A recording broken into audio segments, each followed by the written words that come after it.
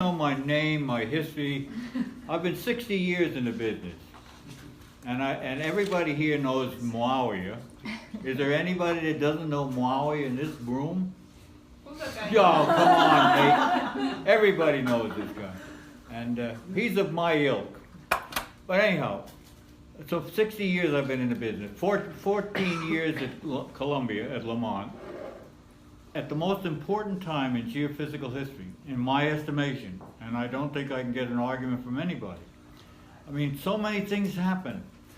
What was so dynamic about it? So many guys came out of the military, conscripted into the military, myself included.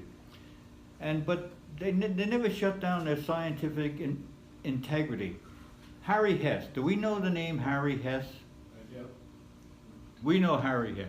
Harry Hess was a Navy guy. He was a lieutenant commander. He ran a ship. So he's running his echo sounder every time he wants to go into port, so he doesn't go aground and get court-martialed. So he said, hell with this. I'm going to start mapping the whole, everywhere I go. This is my ship. It's like a yacht. I go wherever they want me to go, but I keep the pinger running and I record all the ocean bottom topography. Nobody else was knowing what ocean bottom topography, but nobody cared. In the deep trenches and stuff, nobody cared. So anyhow, things like that, that was the ilk back then. No money and a lot of science getting done on the cheap. So my interlocutor has insisted, because I have a tendency to roam around. I've got a million stories. I can transfix you people with stories about every. Mike, I can dazzle you with even your Alaska stuff. I'll put you to shame. But so I can tell, and so I'll think of something, I'll digress, I'll forget where I was, and somebody has to bring me up to speed. So we agreed. We have three topics. Three things. See, now she can tell you the topics. You should remember the topic. One is this book. Everybody in this room has got to read this damn book. Does anybody know Jack Oliver? Yeah. I've heard of him. You heard of him. Yeah, unfortunately, Jack Oliver, after he retired from it, he kept his office and his door was open. This guy was the most eminent damn scientist that walked the face of the earth. He and Frank Press, a bunch of big guys, but this guy was the man. So anyhow, he and another guy that lurks in here right now, Brian Isaac. Anybody meet Brian Isaac? No, Brian Isaac. You've seen him, you talk to him. You should talk to him more often. This guy is a #1 guy. He's not much of a conversationalist, really and truthfully. He's a very introverted guy, but this guy's got a history you wouldn't believe. Undergraduate student at Columbia University. Jack needed a guy to go sit on an ice island. He's a sophomore in Columbia. Jack needs a guy to go sit on an ice island because somebody else bailed out. He calls Brian in Louisiana and say, would you consider doing this for me? And Brian says, yep, I'll do it. Can you imagine that? Consider yourselves as sophomores in a university trying to get focused. Some goon calls you up and says, hey, I need a guy to go up to Point Barrow, get on a boat and go out to an ice island in the Arctic and float around the Arctic Ocean and take sightings of where the hell that ice island floated around to. So there's a guy. Don't miss an opportunity to talk to this guy. And if you have to get Judy to make an appointment for some people to get to talk to them. Everybody missed Jack Oliver's quotable quote was, you guys are missing the boat. Collectively, to all the graduates, no matter what you were doing, you were missing the boat. There's something more important. But anyhow, so this book is important, really important. And so why I'm picking this book out, in the front section of it, Jack makes an acknowledgement to me. He says, to George, who was an important part of all of it. All the best, Jack Oliver. I came to Lamont. The first thing I asked this lady if she knew what the IGY was. Not a clue. Okay, IGY was the International Geophysical Year. It started in 1957. In 1958, I joined Lamont. So I was on the tail end of a major move. It was a network was going to be put down along South America, all Luiro, Peter Morrisburg into the southern part of Africa. So there was 11 stations installed. this is the first time anybody really put a systemized seismic network in, only because there were huge gaps in a very earthquake-prone area. Nobody was doing any earthquake seismology. Nobody doing a lot of civil engineering. So they did that. So I came in the tail end of that and was involved with that. But immediately thereafter, Brian Isaacs started looking at seismic data, which you guys don't look at as analog data. You don't go down and look at those damn. Maui goes crazy. He said, "You see the relationship of this phase, that phase, this phase. What's it telling you?" Well, it was telling you a Norwegian lady, Norwegian, maybe an older woman.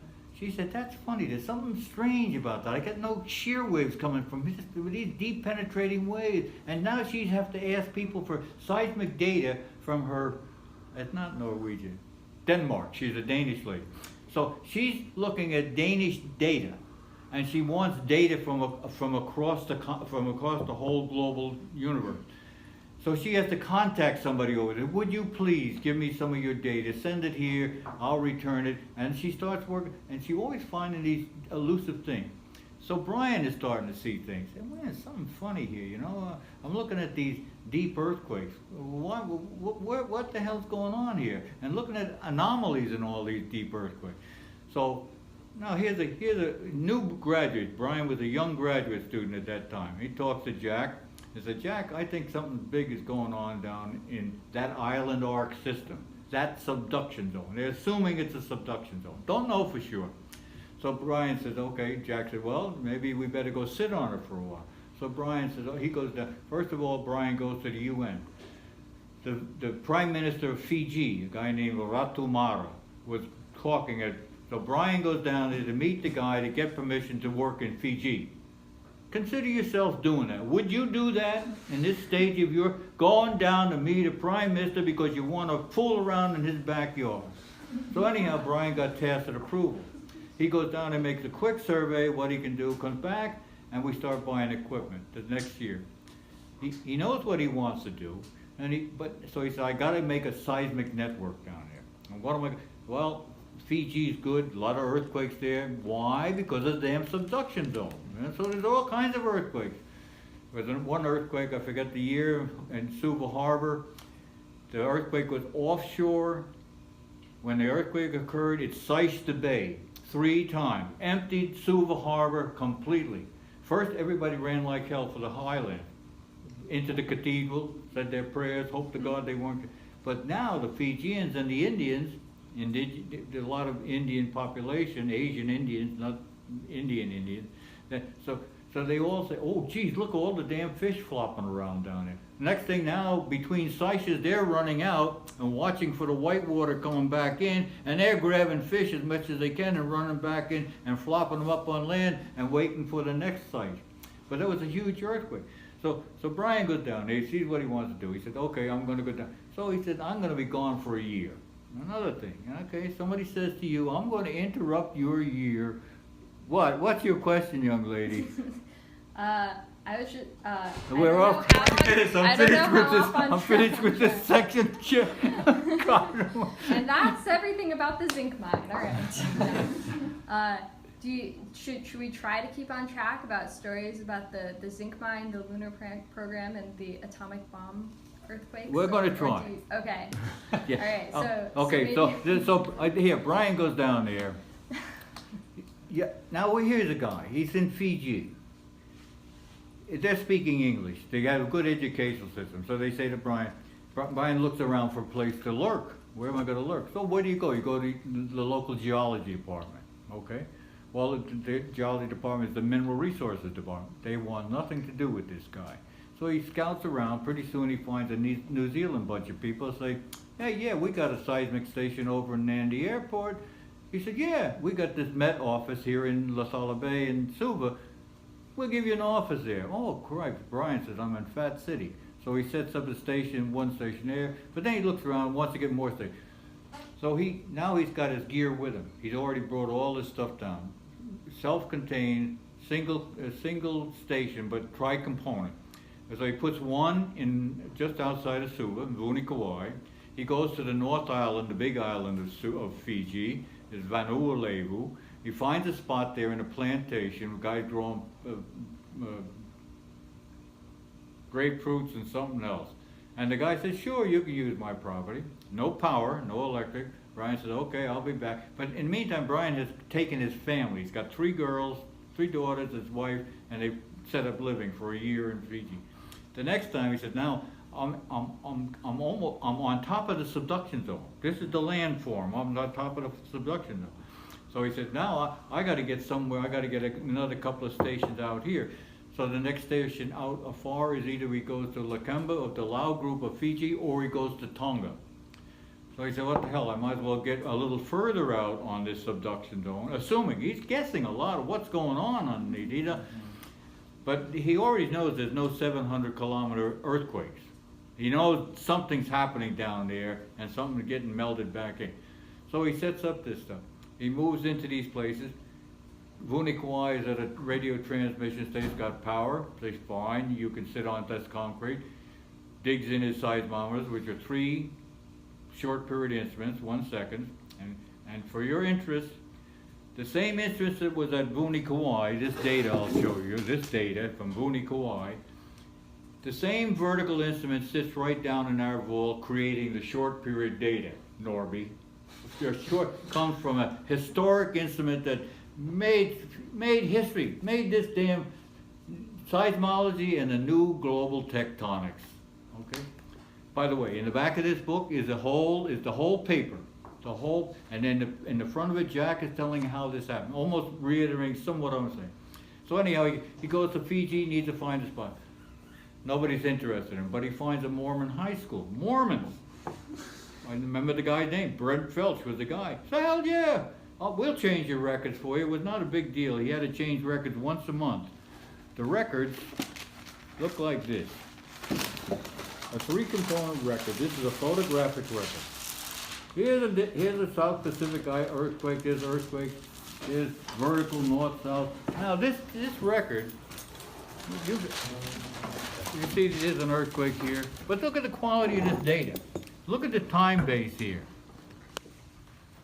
60 millimeters for time base. So we can resolve anything. What's Brian looking for? He's looking for short period, high frequency earthquake.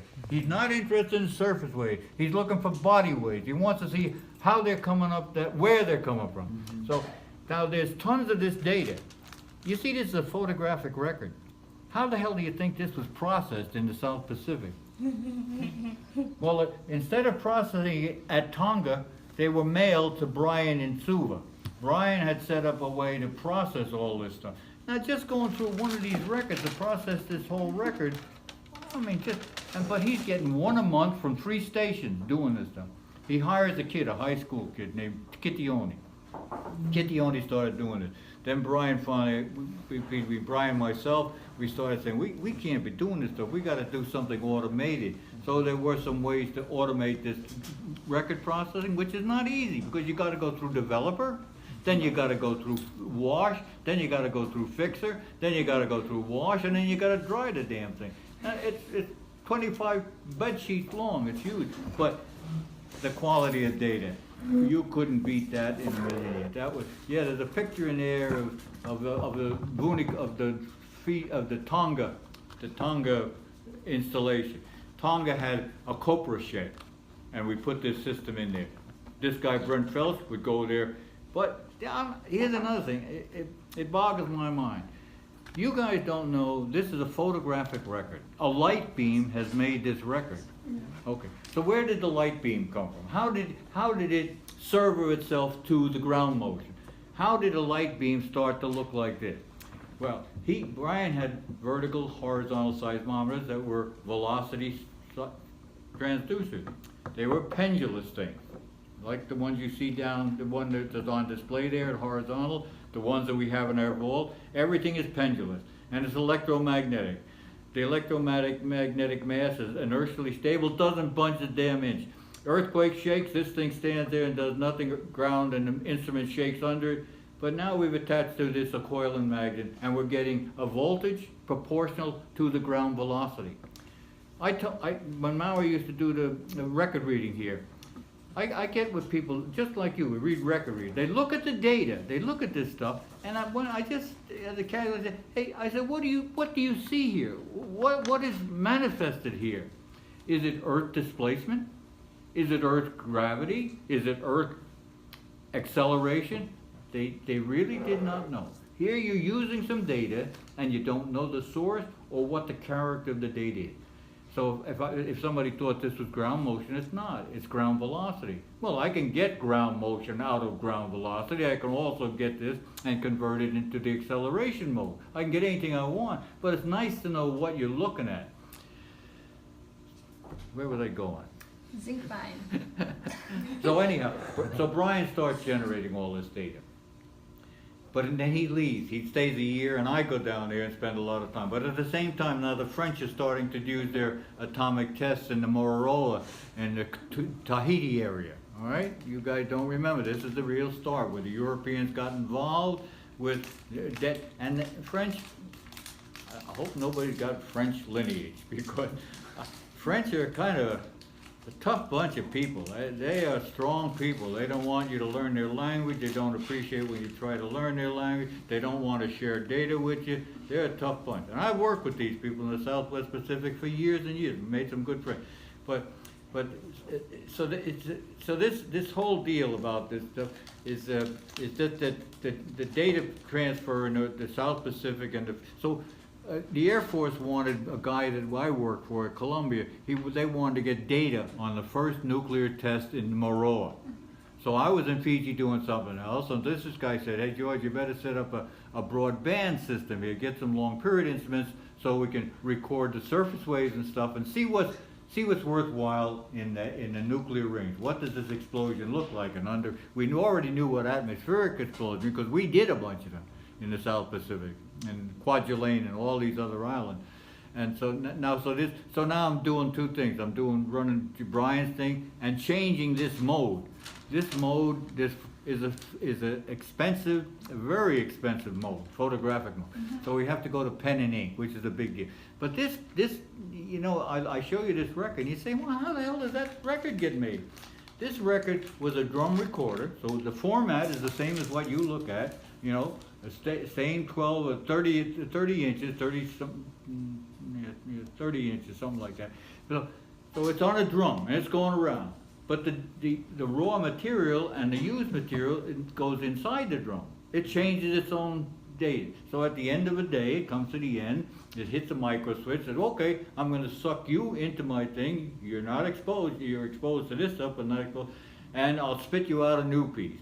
And fortunately, to me, this is magic, how this damn machine did this paper stuff and did it faithfully in most cases for long. So we changed it to pen and ink, which is a big deal, because Brian had 1 second seismometers and 1 second galvanometers. Anybody know what a galvanometer is? A galvanometer is a torsion pendulum, okay? It's a torsion. Now Brian's got a horizontal instrument that's a pendulous also. So this guy is saying, look, I'm going to show you relative motion between the ground and this coil magnet system that's going to be a voltage. So if you take that voltage now and put it into this other transducer, it's going to make this thing say, oh, you gave me a voltage, I'm going to torque around a little bit. And it's, oh, you gave me a negative, I'm going to torque around the other way. So now if we put a mirror on this thing and put a lens system on it and aim it at this drum to get this paper, so now he has to get rid of all that.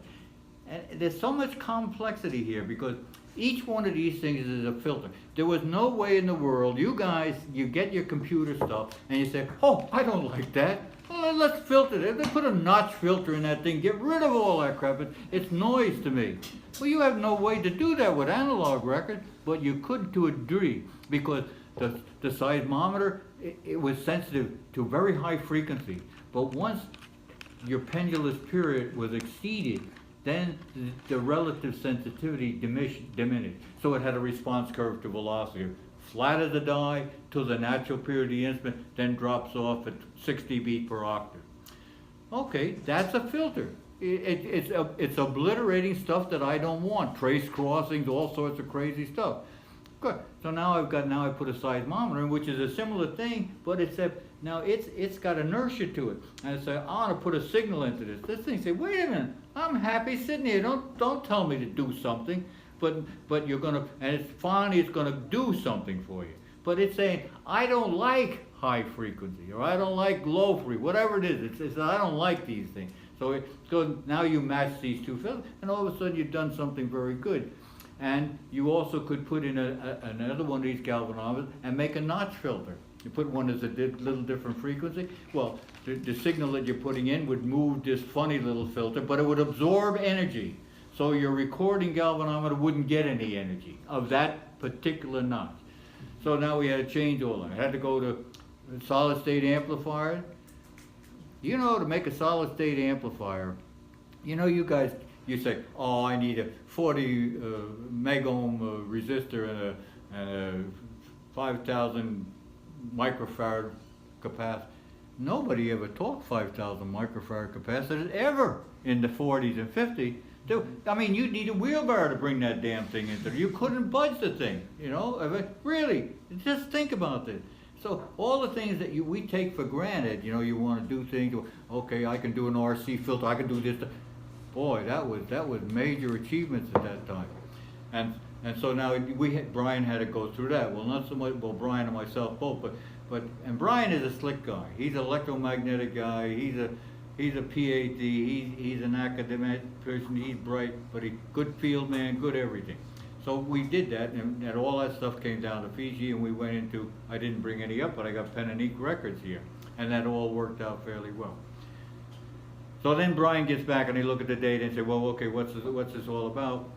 And he and Jack was the chief of party, Jack running the show down there in Lamont, and then there was another guy, another graduate student, Lynn Sykes. Lynn Sykes is just recently, Lynn Sykes emeritus professor at Columbia yet, but I'll give you, Lynn Sykes started working the data. But Lynn Sykes wants, now you know, you guys get your digital data, and you say, okay, put it up on a screen. Oh, geez, I don't like that viewing axis. Rotate that damned axis around so I can see what the mechanism here is, almost how this earthquake occurred. So you sit there, big smile on your tick, tick, tick, tick. Oh boy. I mean, there's no question mark about what you're seeing. Oh, I don't like the way that look. I want to look along that fracture zone. Okay, look at that. Everything's lined up. All these little micro, hey. Well, that was not existent. So Lynn Sykes, get this. Here's an eminent guy. If you look on the, I don't know if Brian's farewell party's up there with the pictures of all. It's still up there. Lynn and a bunch of people all. Look at there, you'll see some real old timers. But anyhow, Lynn said, I want to, so we had some Nyack missionary students that we had for what I call punkawallas. Did I tell you you know what punkawallas are? Oh, God almighty, Gertrude. You know, in India, there's the Raja, he's sitting in his chair, and he's got this fan going on top of it. Okay? Okay, that's a punka. But now there's a little kid, 10 years old. He's on the end of a string, going choop choop choop to keep this, and he's the punka. So if you got a grunt, and he's doing something, he's a punkawalla. So what was I talking about punkawallas? Who was the punkawallas? Lynn Sykes. Oh, Lynn Sykes. Oh, we had these punkawallas, these missionary students that just looking to subsidize their missionary studies in the seminary. So Lynn said, look, I got these guys, they're cheap labor. So he took some plexiglass sheets and he made a box. And he put lat longe on top, he scribed lat longe on for all the area he's interested in, in Fiji Tonga area. He's got them, so he knows all this, so he's got a grid work of lat longitude. Then he's got depths, and so now he's got all this grid on there, but it's all plastic.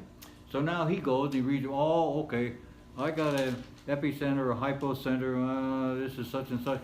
And so he'd write this down, and he'd give it to those missionary students, and they'd look along the top, and, ooh, this is at this point, so they'd look down, and then they'd say, but it's at 400 kilometers. So they look in it, and now they drill a hole and put a piece of monofilament light on. and they'd put a bead in, a red bead or a green bead, whatever. Lynn had a whole bunch of them things where for all the different, 100 kilometers, 200, down to 6 or 100, whatever the difference. And so he had all these. So these kids, it was tedious to do this. But this is an analog way of doing it. So now finally, Lynn gets a whole bunch of data. He transcribes all of the stuff that Brian had worked on, he had worked on, and they got all these locations. Not even on IBM cards yet, just written out on flash kind of cards. Written over. And so then, as soon as he puts all these beads together, magically, boy, you see that subduction going down, just beautiful. Now, you guys, that's what you do with your data. You want to see what the structure is. You have no trouble doing it. You put that damn data, digital data in a form, put it in there, and just sit back, and the next thing is there it is. Everything you want to know, what the source mechanism, everything. But so now we're getting good feeling for all this stuff. And they start to write this paper now. And Inga Lehman was there. She already told you that why 700 kilometers, everything starts to disappear, but at the same token there's a liquid core and a lot of information is being made about the interior of the Earth that was never known before. So that's effectively what Brian did to generate this thing. New global tectonic, not just Fiji Tonga, but every other damn subduction zone around. And why we're in Fiji, now we're not too bright, but we could have gone to the Aleutian, same subduction zones out there. But who's the poor suckers up there in Alaska fooling around? Hey, there's got to be something similar to Alaska. You go down into the tropics somewhere, don't fool around into that dismal place up there. So anyhow, some people came in late, but that book that it's going on. all right, that book is important. You should read it. You guys are in geophysics. Never mind seismology, geophysics, and just see the thought process that went on. Now I'm going to jump ahead to something because my interlocutor here will get upset. And I was talking to her the other day trying to set this up, and she said, "Don't no more. Tell more stories. I don't want to hear another damn story. Just tell me what 3 things we're going to do." So the next thing is that at Columbia, this nuclear testing stuff was really important. We had limited access to high quality data. We had how about WWSSN? Everybody knows we got a WWSSN, worldwide standardized seismic network. That's what it was. And that was the global network. Again, Jack Oliver and a guy called Leonard Murphy. These guys pushed for that. And they the guys that designed it. And we were the first guys to use it. In fact, the mine that we'll be talking about if I get there, we will talk. That's where we found out the noise level in that mine at 1,800 feet was practically zero. No surface noise, no nothing. There was mining noise, but that's easy. That's high frequency crap. But the noises that bother you on the surface, microseisms do too. But most you got wind noise, shear noise, all kinds of meteorological noises going on. They destroy you. We did a quick study out there with this new high gain broadband stuff, which people said, look, we got to get better data. How are we going to get better data? So this guy, Paul Pomeroy, who was an Air Force guy, but kind of one of my bosses too, said, George, we got to do. And he said, but I can get instruments from geotime.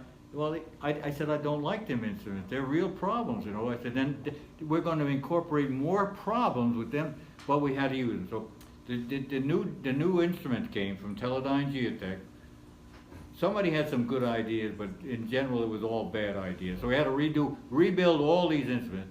And then I said, the mine is great because I controlled all the pressure in the mine. I could shut the mine down, 0 atmospheric pressure, 0 temperature change. I mean 0 down to the micros. We're not. So but now you have to have that in a standing thing when you go in the field. So we said, look, we're going to put all these things in steel cylinders, all our instruments in steel cylinders, and we're going to make these dome tops. So now if you look at any way to distort this thing, it's almost impossible. It's hard to radially distort a cylinder It's impossible to distort a hemisphere, right? Atmospherically, anyway. Stop and think about it. There's no place for anything to go. Everything goes into compression, but you can't distort it. But we got a bottom in this thing, a big steel half-inch thick bottom in this thing. We had to pre-stress the bottom. Put a pre-stressing tool in, jack a semi-dome in the bottom of it, put it on some grout, and then bolt it all down before the grout set. So that dome, now it's constrained. It can go nowhere. I don't care what kind of pressure. We could make an ocean bottom instrument out of it. It wouldn't know what the hell is going on. So now we could put our instruments into this cavity. But once you put them in this into this can, you can't see them, you can't adjust them, you can't do any of the things that Nate can do with the ones that here with a little wand. You can move things around and get the masses to center. So all that stuff had to be automated, a real tough job. And it was a whole new industry. Well, we did all that stuff, and so now we started to look for places to put this stuff. One place was in Chad, Central Africa. Central Africa. People know the problems in Sudan and Darfur, where all the refugees were slaughtered there. Well, I'm in Abéché, sitting right next to that place. I'm on the borderline in Chad, and we're putting a station in there. All the places we put these stations in, we had to incorporate all these designs that we had made. I put one in Sault Ste. Marie on an island.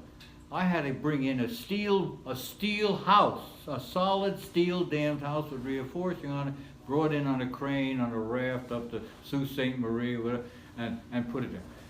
In Thailand, I went to get, in Thailand, in Chiang Mai, Thailand, almost into Burma. Said I need a spot. Well, there was an existing WWSSN station there, a real quiet one. So I said, I'd like to stick right close to that. Oh, there's an old quarry here. So I had a civil engineer, a Thai civil engineer guy, took his PhD in the United States. He said, I think I can make things work for you. So I said, look, I don't want any fractured rock on the top of this quarry that somebody's fractured with dynamite. I said, I want all that stuff chipped out. Now, it's an impossible request to ask somebody to do this. You know, just say, hey, I want this, I want to come in here with my own little hammer and go, donk, dink, dink, and I don't want to hear any thunk. I want everything. And this guy said, no problem. I came back a couple of weeks later, and it was majestic. There had to be 100 Thai ladies. They had buckets on the end of rails, and they carried it, and they had these little hats on, and they're down there with whisk brooms and a tapping hammer, a chipping hammer. To clean it, I had hoped for something good. I didn't hope for something excellent, you know. So anyhow, that was the gist of how these instruments. Chad was a tough one, 120 degrees all day long. Chiang Mai was okay. It's interesting to eat all. Well, maybe in Singapore you eat on a banana leaf too. I don't know what to do, and then we had Charters Towers, Australia. We had that's in Queensland, Australia, an old gold mine, and that was an ammunition dump. It already was WWSN. WWSN gave us a right place to go. Rather than fool around looking for signal to noise ratio, say, these guys are pretty good. This will do the job. A-Lot Israel, Red Sea. I had trouble with these guys. We've got their data, finally get data. They say this is all bogus. Can you imagine? I'm working years and a bunch of other guys and somebody telling me my data is bogus, but everything was synchronous. I had 10 units in the Ogdensburg mine. I could make everyone, I could overlay them. They were exactly the same data. No instrument was generating its own data. Everything was it. Well, now these guys, we're extending the sensitivity range way the heck out into 200 and 300. Why? Because infrasonic stuff. We want to look at everything in nuclear testing. Jack Oliver was over in Geneva working on the test ban treaty. So he wants to know, what's realistic. Lynn Sykes right today, just wrote a book on the importance of seismology, just basic seismology, to monitor all underground testing. He said there should be no undetected underground testing. Here we are. We're in what?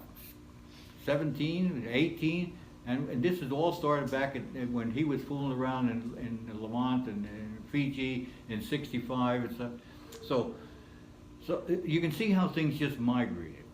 So the mine thing, we tested everything there. we go. I just go through the mine. You know, I could transfix you guys for weekends. There's so many, this book here talks about guys getting killed doing refraction work on VEMA. Guy goes to I digress. Johnny Henyon, good friend of mine. He's on the after station, the after end of that VEMA. VEMA was a wooden ship. The most storied ship in God's creation. MIT and the California guys, how good their oceanography. Another digression. Doc Ewing went to his first meeting with the NSF when money was available, and so they were talking about all the oceanographic people. So MIT and Scripps and all the California guys there. So we got some East Coast Atlantic guys, we got some Pacific guys. And Doc is sitting there. Now he's new. He had just illicitly bought a schooner in Canada for $20,000 that Columbia University practically disowned him, threw him the hell out of the university for buying that damn thing. Four or three schooner sailing boat. He bought that thing. So they stripped it down and made it a motor vessel. So it became a research vessel with an engine on it, with a captain, a Canadian captain, and a great Canadian crew. Captain's name was Cole. These names, I'll go to the grave remembering all these damn names. So Doc is sitting there, and he's the last guy. He's the junior in this whole opera. All the other guys, big names, steel ship. So the guy, the NSF guy, said, "Well, Doc, what do you need for dry dock?" He said, Doc says to him, "Hey, I got a research vessel. It's at sea, 52 weeks a year. It doesn't see a dry dock." Well, that just confounded. First of all, the guys at MIT, oh, well, we need $250,000, $5 million, because we've got to put a new engine in, a new winch, new this, new that. And Doc said, no, I got a machine shop, I can do all that stuff. I can pull it in the Hudson River in the midnight. He said, I can leave on a Sunday, ring on a Friday night, on Sunday morning, I can have new winches on that thing, and I can have piston cores, all made at Le Mans. He had a supreme machine shop. 5 minutes to what? Quitting time? You're kidding. Till questions. Well, oh, okay, but anyhow, with this high gain broadband stuff, you know, I talked about wind noise, shear noise, and stuff like that. Well, that's an important thing, and it stifles a lot of seismic investigation. So we wanted to see where the cutoff was. How deep did you have to put them? You know, there's a lot of borehole instruments. I don't know if you're familiar with borehole instruments. They're a complicated devil, but because you could go to these force feedback accelerometers, you could get into a 6-inch hole with your instrument package, you know. So we now we had these broadband instruments, all in steel canisters, and each canister held a single component. So we were interested mostly in the horizontal noise, but we did put 3 components on every level of that damn mine. Every 100 feet, we installed a 3-component net and recorded it and looked at, and now we had this whole, I think we went down 500 feet. So we had 5 stations temporarily installed, but well installed to give us the best data possible. And boy, there's a cutoff at 180 feet. There is no more shear noise, no nothing down there. So if you, instead of now drilling holes kilometers, and you just want good seismic data, you're wasting a lot of drilling time going down that deep. And you can make a bigger hole. You can order a bigger hole. Rather, when you start making deep holes, you have to move a lot of material, and diamond drills that are expensive to run that deep. So we learned a lot of that. But now you see this piece of material here. When we opened that mine in Ogdensburg, New Jersey, Willie Lohman here, he knows Ogdensburg. He knows Franklin. Why? Because he knows fluorescent minerals.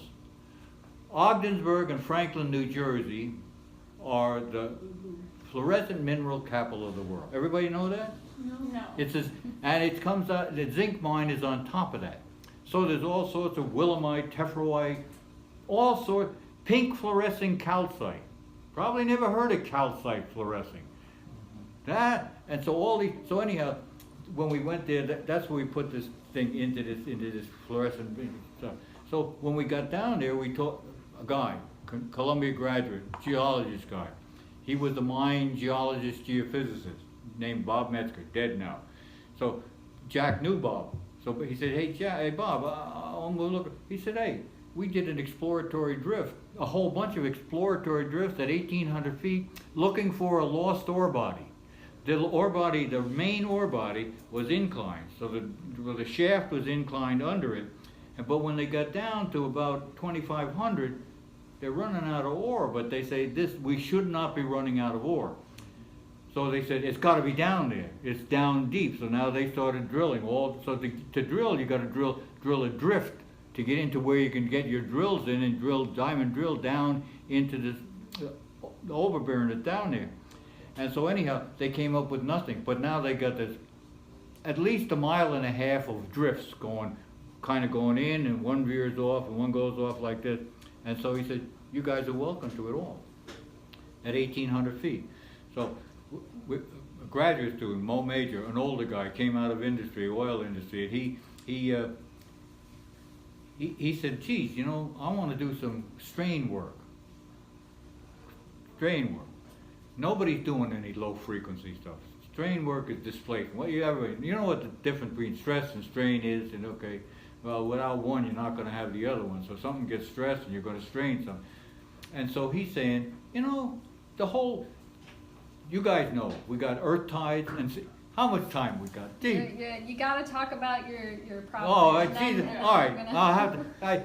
Someday you know my office down there. When you get simple-minded, you can't stand living in this, and you just want to get some diversion. For a guy who tells stories that'll knock your socks off, you come down and sit with me for a couple of hours. I get paid. I get $20 an hour. That's what they pay me now as an employee. I used to make a fortune here as an engineer, so I'm making 20. So we're not wasting a hell of a lot of money to come talk to me for an hour.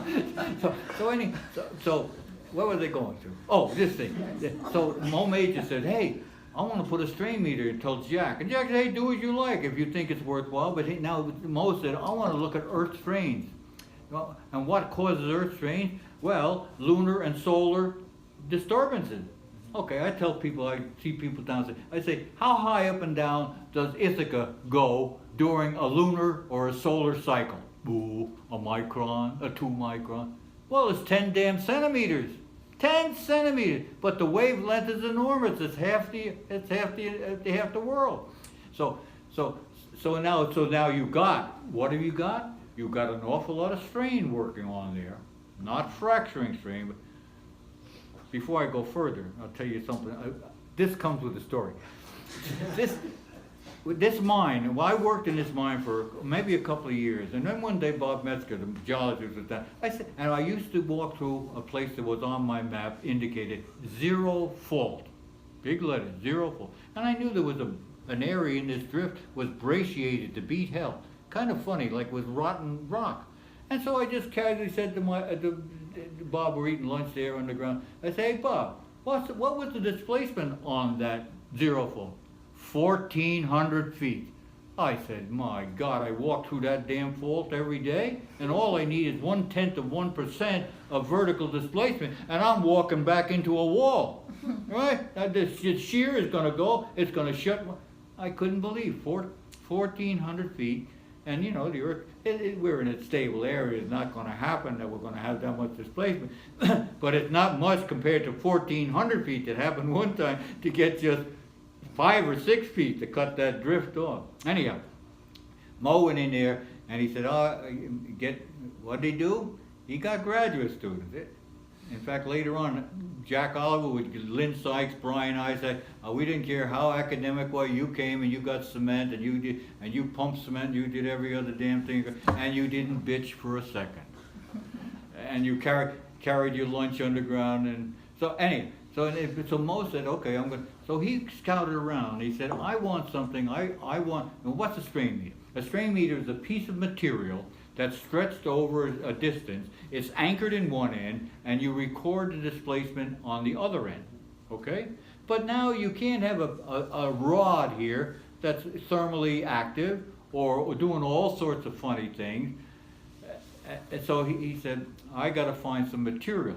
So he went out and he bought this stuff. Fused quartz, fused silica. And this is commercial plumbing. If you're in a chemistry lab or something, you will find this type of stuff used universally in heavy-duty chemistry labs doing all sorts of acid works and stuff like that. So Mo got a bunch of this stuff, and he had built this little framework out of cinder block, and he put some rails, and he put catenaries there, stainless steel catenaries that were adjustable with brass screws. So, and then he would lay this guy into a catenary coming from this side over there, and a catenary and so now he's got 100 meters of this crap sitting in this catenary. Now because we haven't anchored yet, you can rock it back and forth, you know, and it's going to go up and down a little bit. But then, so we started making data. And one of the biggest pieces of data we got was the Chilean earthquake, a big one. You remember when the big Chilean earthquake, 64, what was it? What's 60? 1960. My mom Seven point what? No, 9.4. 9.4. Well, anyhow, it was the first time, there was theoretical people that knew what the free oscillations of the earth are. Everybody knows what the period of free oscillation of the earth is. All you geophysics guys have got to know this number. I mean, it's like knowing your birthday. No luck. So what's the guess? If I got out in space and I had a big ball bat and I walloped this earth, creating an 8-point or a 10-point magnitude earthquake, and the earth was vibrating, I caused it to vibrate. It's like hitting a frying pan. Dong! It's got a unique resonant frequency. Everything's got a unique resonant. Galloping Gertie, the Tacoma Narrows Bridge, had a resonant frequency, took the damn bridge down. Did you see movies of that thing? You guys have got a sheltered life, God almighty Gertrude. Hey, we got to do this again. Yeah, we do. I agree. But does anyone? We can also have him finish up quickly this story in 5 minutes or so. Or if anyone has any questions. Hey, got to be a something damn yes. Question, please. A question. So, you showed me the seismometers. Hey, before I forget, I'm an ancient guy. I'm hard of hearing. You'll yell at me. Please. All right. Okay. Good. So we have the seismometers in the first floor of this building, and you said that there's zero length springs. Oh, now you've been listening to Maui. You didn't hear me say zero length spring today, did you? Somehow you heard zero length spring. Hey, I got an article in this paper right here. Can I digress for a minute? Because I got a question. There was a guy, there was a professor came from, get this, a zero length spring. What does it mean? A zero length means springs that has, to make it move at all, you have to inject an awful lot of pressure, axial pressure. The spring is wound, so it's compressing each lay of the spring, all right? Difficult to do. You have to put a torque as you twist this thing. So now each lay raised on the other one. And so it says, if I were to somehow, if I grab a hold of the spring, I'm not going to be able to pull it apart. I'm not going to be able to separate it. Those lays are going to stay together very rigidly. I'm going to have to hunker down my old decrepit lats and pecs and everything, and you guys talking to that bodybuilder over there. So, but I'm going to have to pull like hell, and maybe pull 20 kilo or something like that, just to extend that spring. Well, that did an awful lot of things for it. It was an isoelectric spring. That means it had very little thermal. But now I could, instead of getting, you got to think of simple pendulum. You know what a simple pendulum, a 1 meter pendulum gives you 2 seconds oscillation, right? That's a grandfather's clock. You gotta have a grandfather somewhere that's got a clock. See, God Almighty. But that's the basic thing, you know. So a pendulum. Once you start fooling with pendulum, they can get gigantic to get some horizontal motion that's greater than 2 seconds or 2 cycles or something like that. So everybody wanted to avoid that in some very cute ways, and that's what if horizontal. Geez, God, get rid of all these turkeys you got teaching you things. I'm going to sign up. No, gee, only reason I go back for a quick second. When I was hiring, I was a Navy guy, I was a painter, I was a national hot rod type bozo, building hot rods and dragsters and scrap, doing all this trade. But I'm fairly bright. So Jack Oliver, when he hired me, said, hey, you got any? I said, hey, Jack, I was in the Navy Air Force, but I'll get back to you, Chris. I was in the Air Force, and I was an anti-submarine squadron with beautiful aircraft, and with twin engine thing, beautiful thing, 6 cannons in the nose, turret machine made by Lockheed. And what we would do is search for submarines. Well, how do you find submarines? Well, if the damn fools are sitting on the surface, you can spot them with your lights and stuff like that. But generally, maybe you can see them at a distance that they're surfaced, but they're not sitting around there waiting for you to come by. So, boom, they're going down. So now you fly over them, and guess what we had? Which Johnny Ewing started using in oceanography, sonobuoys. What's a sonobuoy? It's a canister that you throw out the after station of your plane. It goes down. It's spring loaded. It hits the sea, and it kind of explodes. It splits up an antenna, and it drops a cable down with a hydrophone on it. What's a hydrophone? It's a seismometer that's used in the sea. Hydrophone instead of a geophone. Okay, so that goes down, and now you fly around and you put a network of these things down. Now we got a guy sitting in with his cans on. He's what we call a Twidget, electronics guy, and he's monitoring these signals coming out of every one of these geophones. They're transmitting on this antenna, coming up to us, and he's saying, he's doing some triangulation. He said, look at that, I got this station, that's it. And pretty soon he said, hey, this bozo he'll give you a lat lawn for the thing, and say, let's go over there and drop our depth charges right over this guy.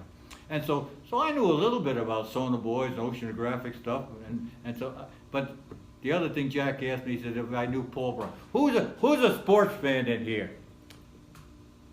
Nobody knows football? How about the Cleveland Browns? Everybody know the Cleveland Browns? No. Okay, they're a great football team. But they had a guy that started the game with a guy named Paul Brown. Paul Brown was Jack Oliver's high school football coach. Jack Oliver said Paul Brown is his father image. Learned more from Paul Brown about just in playing football. And so when he asked me if I knew Paul Brown, I got the job. that simple enough. I didn't have to know anything, just that I knew Paul Brown, knew what he did. So this zero lens spray, this zero lens thing we haven't even got to the lunar stuff. Downstairs there's a little bitty thing I don't think we're gonna be able to get to the lunar stuff today. Next all right, time. we got look. I haven't even got to my real notes. George I didn't even Hade. start this. I know. Gee. I know. I think that we might have to call it a day for today. But thank you, George. We really appreciate you doing it. See all you've been missing, DK. You've been sheltered up in that room with all the other bozos. Nobody. Your lunar story twice already, so. Well, if you have any other questions for George, you're here Monday, Wednesday, and Friday in the afternoon, and by special occasion, Jesus, I'll even come in here. Right. I'll meet you somewhere. But you're going to be meeting a lot of other people, from what I understand. Do you know your room number? Your room number? It's near the Coke machine. It's near the vending machine. Yeah. I don't know the number. I've moved so many times. Yeah. But we haven't even talked. Sediment velocities. I know. You got Dan. You're gonna have Dan Carey. All right. So maybe if you want to stay and hear some more stories, you can. But for now, I think whoever can go. But also, can I just get one picture with everyone so I can put it on the. So you. I'm not moving because I'm incapacitated. Yeah. Hey, thankfully, instead of me going out to the atrium there.